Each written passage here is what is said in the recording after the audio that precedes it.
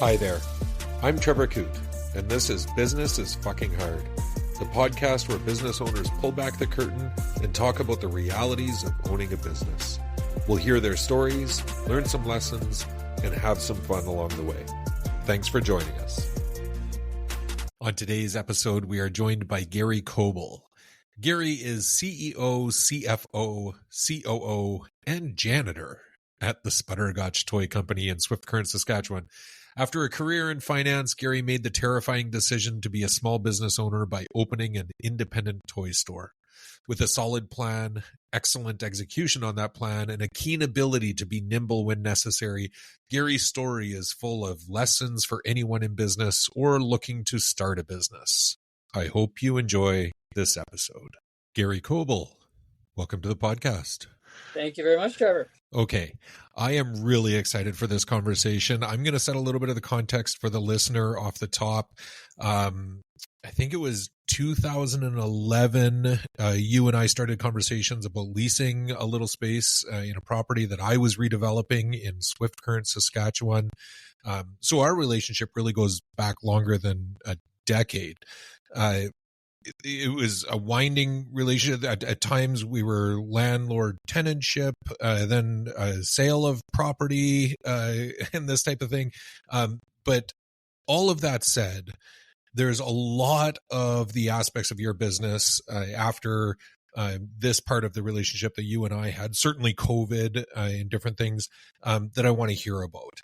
And then the other piece is the launch of your business. There was a lot of effort that went into your due diligence before, and that I want a kind of introduction and to hear about those types of things, the efforts that went in there. So there's a lot to unpack that I really don't know about your story. But before we get there, as I do with everybody, I want to know about your introduction to business and entrepreneurship and what that kind of experience was in the early days for you. Well, I guess you could almost say that entrepreneurship kind of started with me when I was about 8 years old. My dad had decided to make a career change, and he decided to open up his own business, which happened to be a candy/ice cream parlor that he ran for 15 years. So I was kind of growing up within a kind of an entrepreneurial type of situation, and really got a good flavor for what it's like to do a startup, and working in the business, both the front end and the back end, and kind of enjoying the entire process. So that's kind of where I got introduced initially, within our entrepreneurial journey, you could so to speak. And you were old enough at that point, at 8 years old, to be able to see, to kind of see the effort that your dad was putting in and that type of thing, right? Oh, absolutely. The stress of making the decision to make the jump. I certainly remember that. And, right. I grew up with it throughout my teen years as well, too. I, worked there on a regular basis, right. Going through some of the ups and downs, in the 80s, early 90s as well, too, with the economy. So, got a really good flavor of the whole spectrum of what goes on. And then I guess after graduation, I decided to take a career into financial services. So I worked within a credit union and full time, and took my commerce degree part time over a period of years, and I guess that career spanned for just about 20 years. 17 of those years I worked as a senior investment advisor, so capital markets and whatnot. Did that for about, as I mentioned, close to 17 years. And I came to a point in my life where I was kind of mid-career, whether I wanted to do this, forever, or whether it was time to make a change. And at that point in time, we had young kids. I was getting weary of the pressure cooker type of career it was, sitting behind 4 computer screens for 8 to 10 hours a day. So I decided to make a change.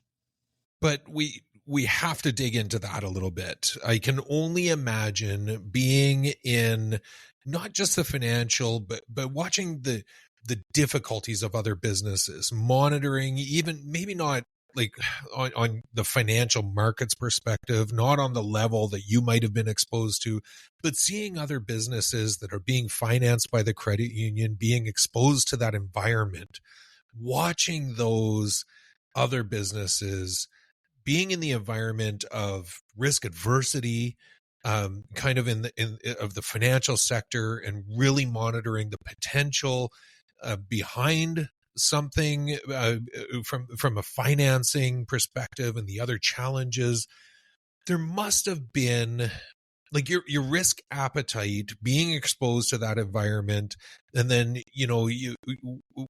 what I'm going to, and then you saying to yourself, I'm going to step out into the fray. I'm going to be the one of these people that I'm actually monitoring, that I'm seeing on a regular basis.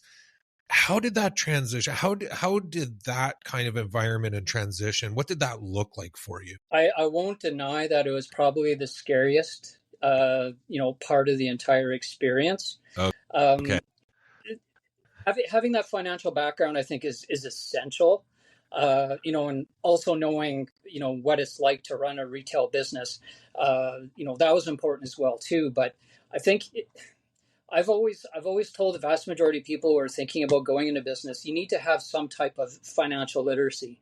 Not necessarily you have to have a degree in it, but Right. to know at least the basics before you start taking that risk on. So I had some confidence in that, and I also knew we had to do our homework. So in the case of before we opened the store, we did research for just about 2 years before we finally decided to pull the trigger. And you can't go into it. You have to go in with both feet, but you also have to have your smarts about you as well too, to make sure you do your research, make sure you have the proper capital and things in place before you make that jump. At least that's going to put a few more points for you as opposed to against you, because let's face it, the number of small businesses that start, the success rate is not necessarily as high as we would like them to be. All right. So I want to talk about the market research piece, because I think that is so important. I've had that conversation with a couple of other folks on the podcast, and you know what? Sorry, before we go there, let's talk about the business itself. Let's introduce the listener to what the business is, and what it is that you wanted to start. And tell me a little bit about what those initial ideas look like, and the conversations, your idea for the business itself. How did that all happen? Well, I guess when my wife and I decided that it was a time for a change for myself, at that point in time, we had 3-year-old twins. And the one thing that we kind of recognized is especially locally, was the lack of variety for playthings for them. As opposed to your mass market produced, big box type of thing. So, and with me having, experience within kind of the candy store type of thing, there was a bit of a tie-in as well, because we also brought that into the business. So that's kind of where we focused on, is having something that was somewhat more related to kids and families, kind of the independent toy store type of community oriented type of business. So in our research, of course, we kind of did some analysis within the industry, looked more closely at the demographics of our immediate area, and then we did a tour. We toured between here and Vancouver, and we met with a variety of independent toy store owners. Had discussions with them as to what worked, what didn't work. A lot of them are very open, very interested in providing us with information, and they also provide some good advice. Some of them have been in the business for 20 years, got us in contact with a few distributors that would be good to start with, and also they also reiterated, what works here may not necessarily work where you are. You're really going to need to tailor your offerings to your immediate market. but also have that flexibility to be able to change on the spot as well too. So I would say that that was probably the most important research that we did, was actually talking with existing owners, as well as talking with distributors. They're very interested in having another wholesale customer. A lot of them had a lot of experience as well, were store owners themselves at one point in time.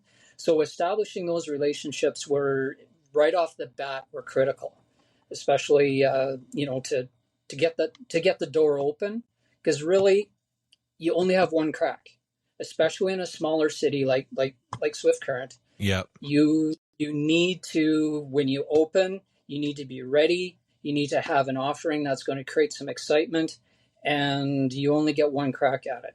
So we made sure that we really did our homework first before we opened the door. Yeah. And when you did that homework, when you explored in other markets, were you able to find other places, other existing operations that were in the same size market as Swift Current, as the market that you were going to open up in, and in the same kind of retail market environment in relation to size and that kind of thing? Not an awful lot, to be honest with you. Over, it was 15 years ago. So the vast majority of independents, we're in the Calgarys, Vancouver, kind of more of the larger areas, Edmonton, some of the smaller cities. I think there was one in Medicine Hat at the time. So not really. That's where we really needed to fine tune things, and in knowing that our market is going to be quite a bit smaller. Also create a little bit of uncertainty, because of course you're questioning, is our market big enough to do this? But at the same token, not as much competition either. So, in your question, was there similar stores our size? I would say the answer is no. But over time, we started to see little ones popping up, after the fact. But really, most of our research was with stores in larger markets. That's for sure. At what point did you? Okay, so you're doing the market research. You're still working at the credit union. You're kind of preparing for, if this is a possibility. You already mentioned that this was one of the scariest things that you've done in your life. At what point do you, you're going around and you're not seeing the same type of operation successful in other markets, other similar markets. You're not able to say, okay, this can work here because I've seen it work somewhere else.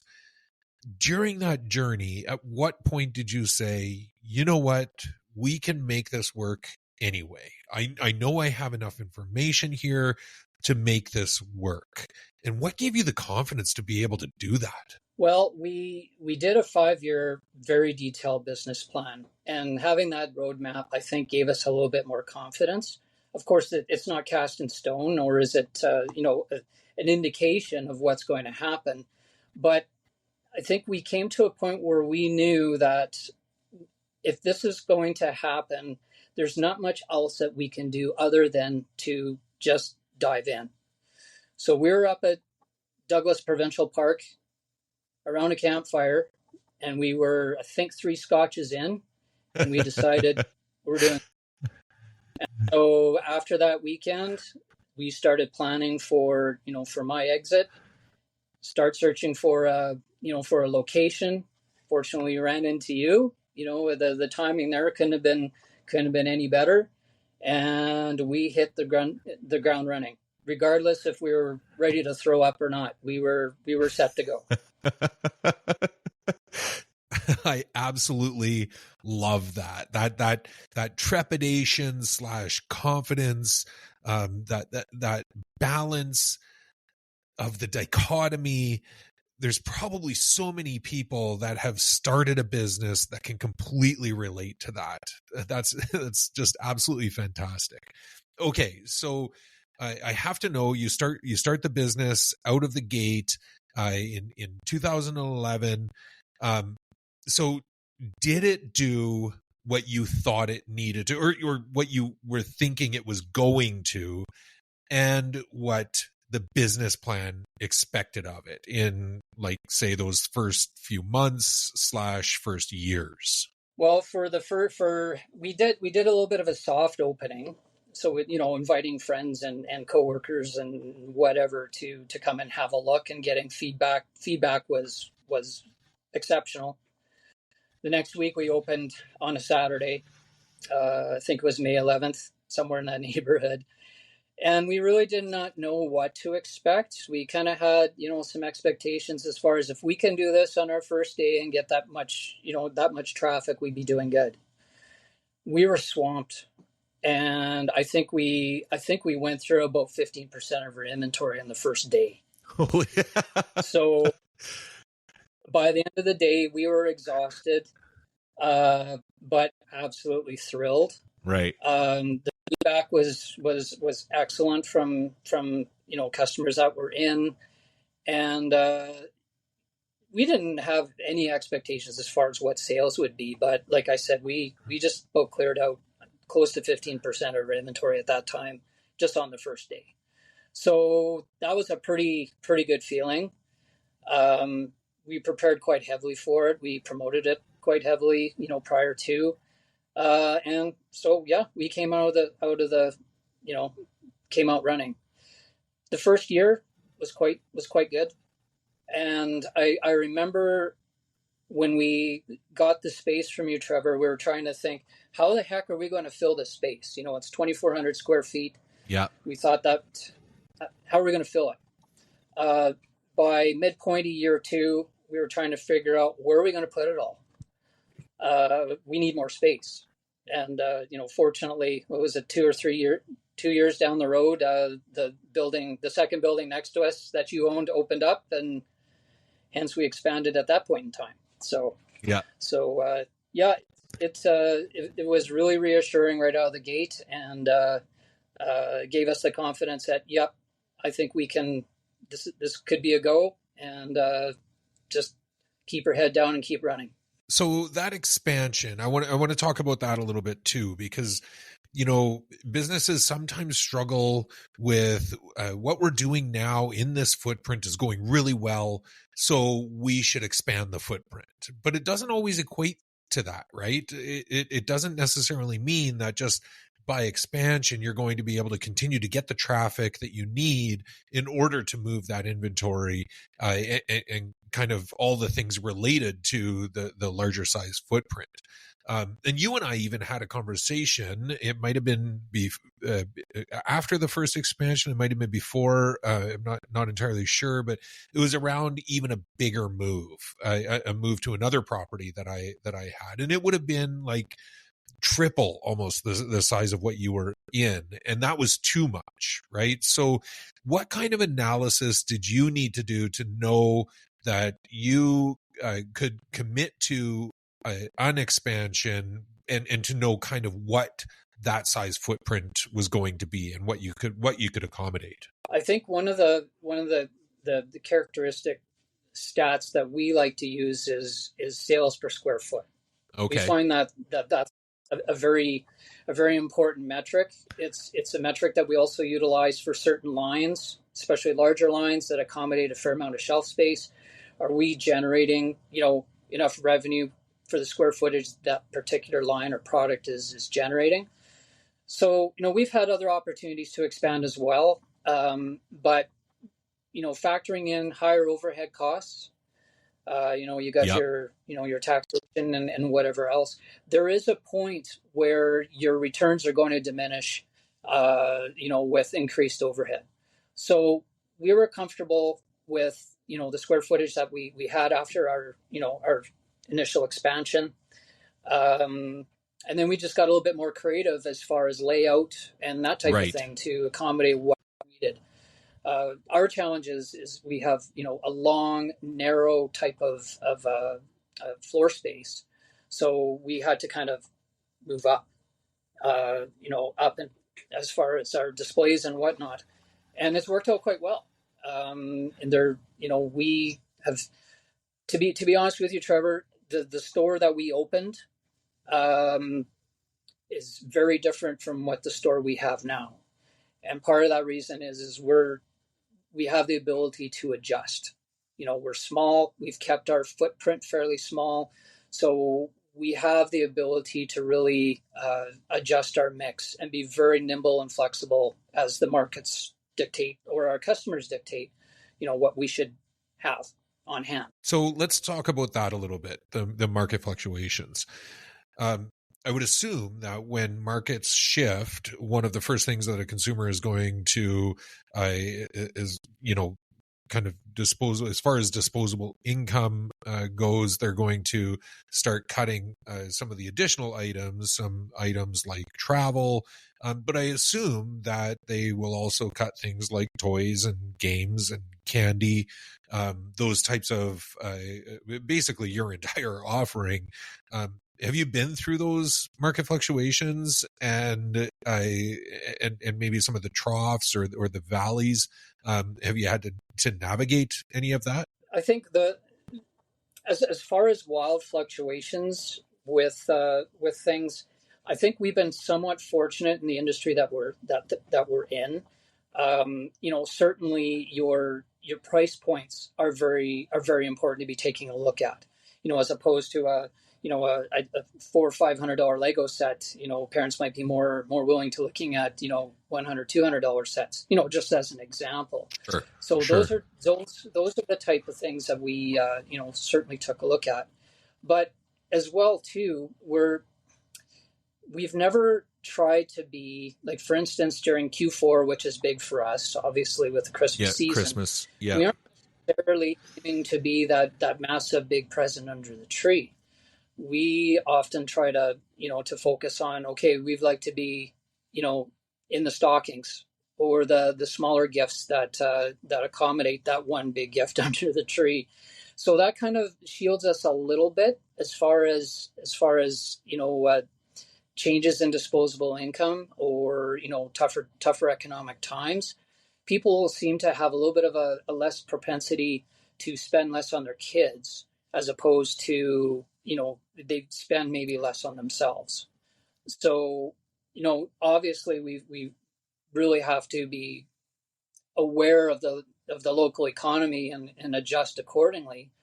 But we didn't find the things to be as extreme as opposed to, your higher ticket type of product lines, so to speak.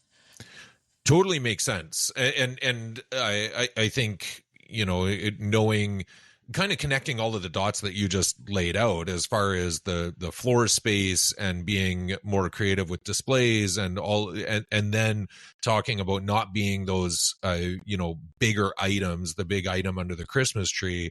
I mean, that all kind of connects, right? You're not going to have these major big sized gifts because you just genuinely don't have the space for it. But also it gives you that flexibility to offer different products and have a little bit more option for the consumer and those kinds of things as they're walking through the store. Exactly. I guess, we always get asked the question, how do you compete? How do you compete against, the Walmart and the Toys R Us's and whatnot? And to be honest with you, we certainly try to be, establishing relationships with smaller manufacturers and more unique product lines that they won't carry. But in addition,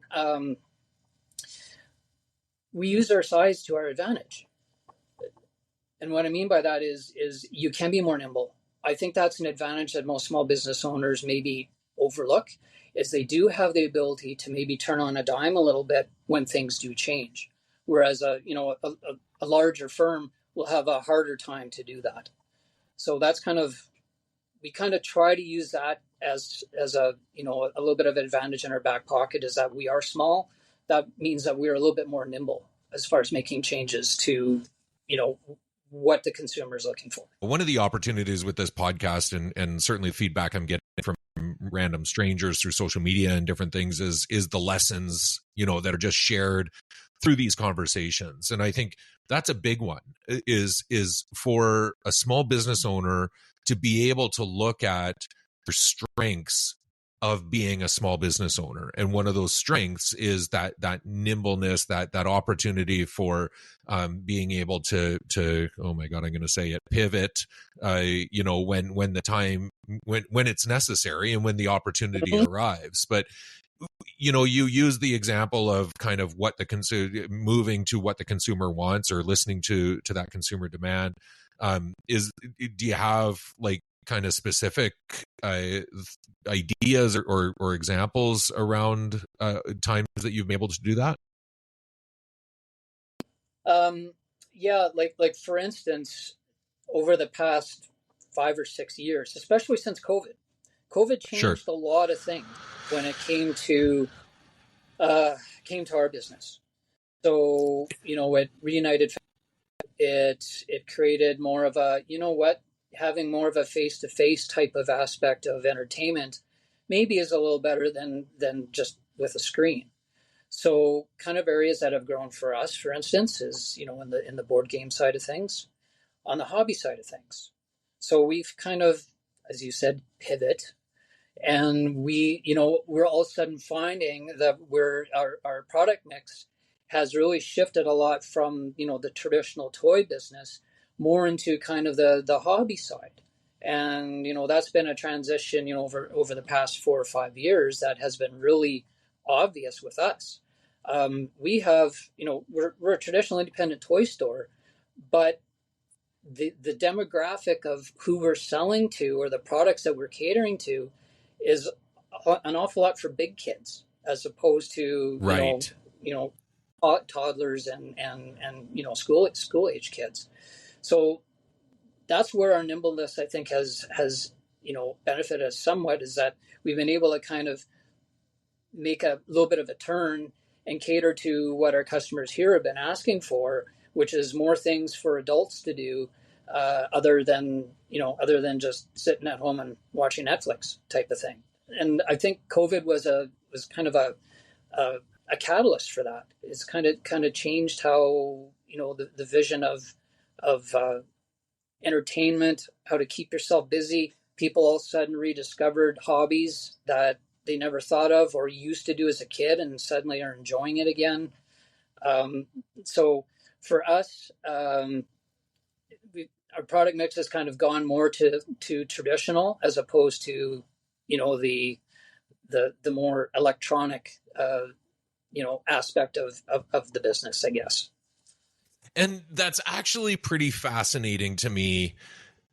Like, and I don't know if others listening would think the same, but I only think of COVID as increasing everybody's screen time, right? Like all of a sudden, all Yeah. the meetings that used to happen are now virtual. All of the connection, certainly during those initial days when you were truly at home, you're watching Netflix, you're watching stream services, you're on your computer, you're doing all of your meetings virtually.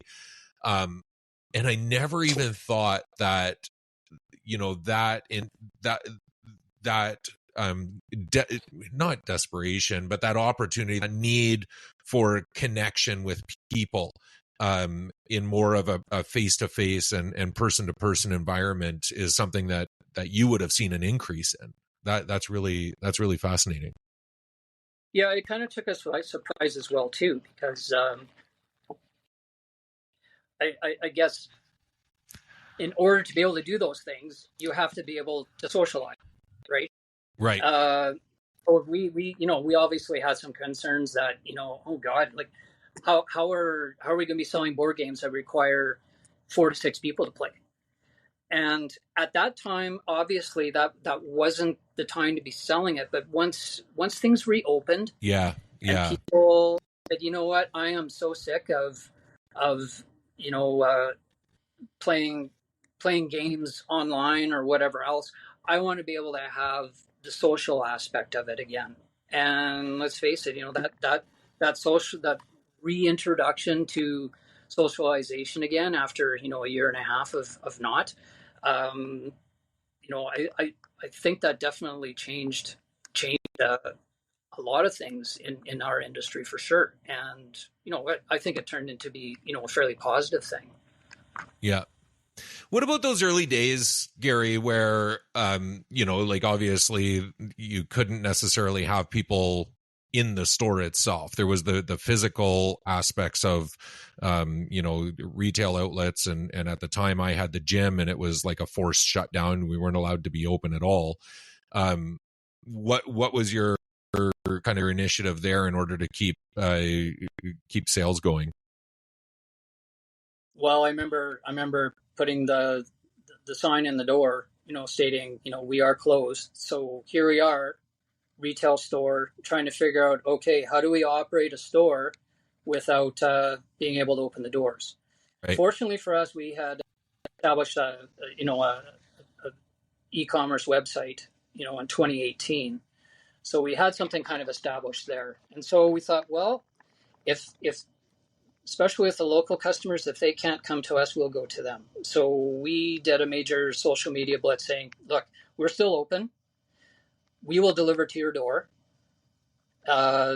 Easy to purchase. You can just go right online and we'll have it there before the end of the day. And it blew it. To be honest, it blew our mind. The community response was. And then, we did some Google advertising and that type of thing as well, too. And then we were getting phone calls. I'll give you an example. I had a dad from Vancouver who lived on the 33rd floor of a high rise and said, I am going nuts. I've got 3 young kids. We can't go outside. What can you suggest? And, we're looking at a variety of things to keep their kids busy. He said, great. And we had so many calls like that as well, too. How these people were finding us, I'm not exactly sure. I guess, some of our SEO was working at that time. Amazing. But yeah, so I ended up having my 2 kids who were 16 at the time, same age as your daughter, because we went to school together. Yeah. And they were my runners. So I doing up the orders online, get them packaged up, and they would be either sending them off to ship, or they were doing the door-to-door deliveries. And basically it became a full-time job for them. So it was really kind of a family affair as well, too, in doing this. But it was very humbling to have that support from the community. It really blew us away. Yeah. And certainly I had one little boy actually phone the store, and he said, are you guys going to be opening again? And I said, well, I certainly hope so. We'll find out. And he said, well, I really hope so, because you're my happy place. Oh, yeah. So that really tugged at the heart, sure. Yeah. And really showed the importance of, having that established relationship with the community. It was really quite a humbling experience, to be honest with you. Yeah, absolutely. And I mean, it just reemphasizes all of the reasons that you thought that this was a good idea, that you thought that this was something that the community needed or at least could support. And then like one comment like that is enough for you to kind of be reaffirmed with all of that. Hey. Oh, absolutely. Yeah.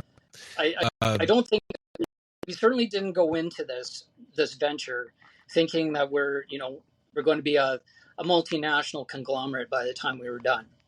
This was something where we have established significant roots here in Swift Current.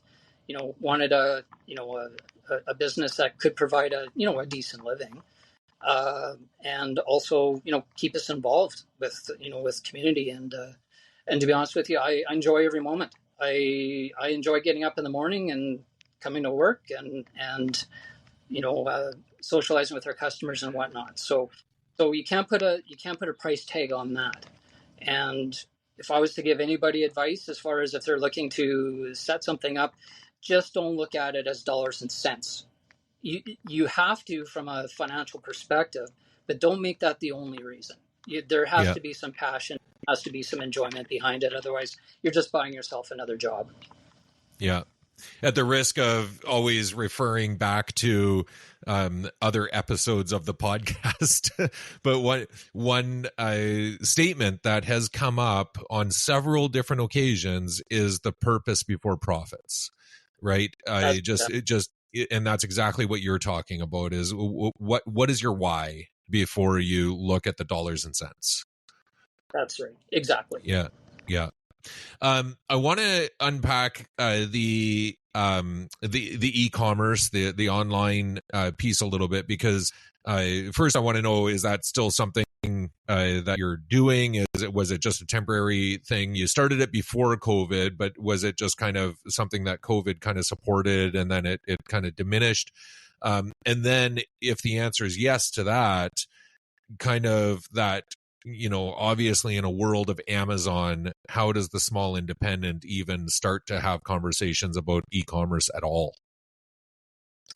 Well, as far as what COVID did for us with regards to e-commerce, I think it kind of opened it up for us. Right. And really gave us an appreciation as far as the opportunities that are there. And, yes, competing with a multi-billion dollar corporation when it comes to online commerce is certainly a daunting task, so to speak. There are people out there that if you have a product that is desired, you can ship it out very quickly. There's some service behind it in that, they know that you're tracking it, you're communicating, right, time of a purchase and whatnot, that there's, and also that you're a mom and pop shop. There's a lot of people who would rather deal with that. So if they can get the product they want, they can get it shipped at a fairly decent price and can be shipped quickly. You can kind of level the playing field somewhat in that regard. And if you have some unique product offerings, that certainly helps as well too. That right, isn't overly accessible, so to speak.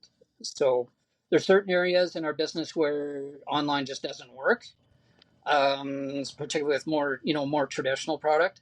But we carry several lines that are relatively unique and are desired, and people don't care. If you're in little city in Saskatchewan, it doesn't matter. If you've got the product, you've got the price, and you be competitive on it, they're more than willing to do business with you. The challenge, of course, is on the marketing side. I'm a marketing major from university, but I graduated in the early 90s. Internet hadn't even been invented. So your traditional marketing of print advertising or whatever else, that did not do me a whole lot of good. So yeah, it is a totally different animal when it comes to SEO. I do rely on a consultant who does some of that for me, because A, I don't have the time, and B, there really is expertise required to be able to know what you're doing in that regard, so you just aren't throwing money out the window. So that's an area that we've really focused on, is on the SEO side. We've done 2 or 3 website upgrades, since COVID. And yeah, it's been, it's gone from probably 3 or 4% of our total sales. And I think we're probably up to close to that 15%, of our gross sales right now. So, over a course of 2 or 3 years, it has started to grow. And, it's our growth engine. It's our growth engine. It's what we, are focusing on to grow the business going forward. And so it is your growth engine. Like, obviously, to move the business to kind of like you're talking scalability, expanded market, like that is the direction in order to achieve that for the business. Even though, like you said, you're not going to be a multinational conglomerate, but just any type of scale for a small business like this, you need to move beyond the boundaries of people just walking into the physical store. Oh, absolutely. And, let's face it, to have, we've been approached on a number of occasions to, either to franchise or to we've had developers who've asked us if we'd be interested in, establishing, another location. We had just decided that, as opposed to increasing your risks with additional overhead and fixed costs and whatnot, makes way more sense to be able to expand on the online side of things. And I, for our size, as far as having multi-locations, again, what works here may not necessarily work in another area. So that's, you have to do additional market research to make sure that what works here is going to be working in another area as well too, and that just increases your risk profile quite substantially. So we're happy having one brick and mortar area for us to operate in, but having the online presence, we're still learning. And we'll continue still learning probably for forever on this. But there definitely are opportunities, and to expand your reach, it makes total sense to go that route. Yeah, and I mean, obviously, well, you've hit all of the nails on the head, and I've talked to other other guests on the podcast when it comes to opening other locations and the challenges behind that. And I've had several conversations where it's open a location, close a location, open a location. As much research as you do, you don't know that it's going to be successful, and it becomes challenging. And it goes back to our earlier conversation about that expansion piece, right? Like just because you're really successful in X number of square feet doesn't mean that you're going to be successful in twice that amount of space. And the same goes for an additional location, right? Absolutely. Your other challenges in having other locations as well too is being able to have the controls in place, to make sure that it's operating according to, how it's been successful. That's always a challenge. I talk to a lot of small business owners too, who have, a few different locations, and they're spending probably a third of their time just on HR, just trying to the revolving door of employees and the issues and whatnot. Again, it's a huge challenge. And Chris and I just decided, that's not a challenge that we're wanting to undertake. If we're going to be focusing on growing it, then let's focus on the online side and try to keep those those controls, and as well the overhead costs within reason, and not be increasing your risk. You're still being in business, you're still taking risks pretty much every day. So we just weren't in a in a mindset of increasing that with what we have currently right now. So no, that makes total sense. I have to ask you, like the story that you've shared has been very positive, right? It's like when you look at kind of a business journey, yours has been a positive one. You were successful out of the gate. You've seen ups and downs in market. You've been able to leverage that strength of being a small business, and I think that's a big lesson for people out there. To be able to maneuver through different markets and different consumer demands and those types of things. You leveraged a global pandemic to establish or grow an online presence that you had already kind of started to toy with, pun intended. But what was the hard part? One of the questions that I've asked a few guests is, if I ask you about the hardest day in business, is there one that comes to mind? Is there one kind of instance that you go, I would never want to relive that again? I think I've been fortunate in that I haven't had, one thing that has stood out to say, oh my God, why did I do this? Right. I think I've been fortunate in that regard. But there are times where you kind of come to the realization that we are by ourselves on this. And what I mean by that is, sure, our server went. We don't have an IT department. I'm not a an IT expert. So it's trying to get that figured out. You know, my on my business line that I have, I've got Garry Koebel, CEO, CFO, COO, Yeah. janitor. Yeah. And that is essentially you're wearing so many hats that there's always fires to fight. There's always a fire to fight, and unfortunately, you can't necessarily be delegating that to your IT department or to your HR department. You are the HR department and the IT department. So there has been times where it has felt somewhat overwhelming. COVID definitely, the initial stages of that, that was incredibly stressful. Trying to figure out how are we going to operate without having the doors open. And to be honest with you, there's a lot of anxiety over that, as probably every business owner can attest to. Yeah. But it made us stronger. It definitely made us less complacent as far as that nimbleness that we need to have to be a little bit more on your game. And yeah, I guess I can be quite fortunate to say there isn't one single point over the last 14 years where I've said I can't do this, or this is nuts, or whatnot. I've been quite fortunate, but I won't lie. There certainly has been periods of time where the anxiety has been high, especially when you do come to that conclusion that, yeah, we're kind of by ourselves on this. We're gonna have to figure it out. And fortunately, between myself and a very supportive, my supportive wife, Kristen, who, she's full-time teacher, so she, she's busy on her own as well too, but she's always been there to, to kind of give me some help, some advice, or whatnot. And the relationships that I've established with, our customer base, our suppliers, that has been vital. They are often a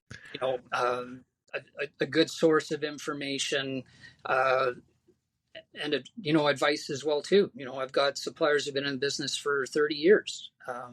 They've been invaluable as far as during some rough patches. So yeah, it's daunting sometimes, especially being an independent. But I wouldn't trade it for anything, to be honest with you. So if I asked you if you ever missed the finance world, your answer? Yeah. Well, I loved it initially, but that aspect of the business certainly had changed an awful lot. Right. And again, I found that I was dealing with high net worth clients. I've known these families for years and years. They're more like family to me. That was the hardest part of leaving the industry is leaving my clients who I've known for 15, 20 years, know their families inside and out. But what was reassuring is a lot of those families occupy our store and are purchasing stuff for their kids and whatnot. So we've been able to maintain the relationship. So the actual financial work, no, I don't miss it. The relationships I definitely did, and I was fortunate to be able to preserve some of those as years went by. That's amazing. Garry, it's truly a pleasure catching up with you and walking through this story. I think the fact that you can identify that you've been very fortunate is a testament to kind of your ability to build a good, solid business plan, to execute on that business plan, to mitigate those risks before you even start. And I think there's been a lot of lessons through your story that a lot of people either exploring starting a business or even going through that process now can take away. So thanks so much for your time and for being a guest. It's been truly a pleasure. Absolute pleasure, Trevor. Thanks again. Thanks for asking me. Absolutely. Thank you.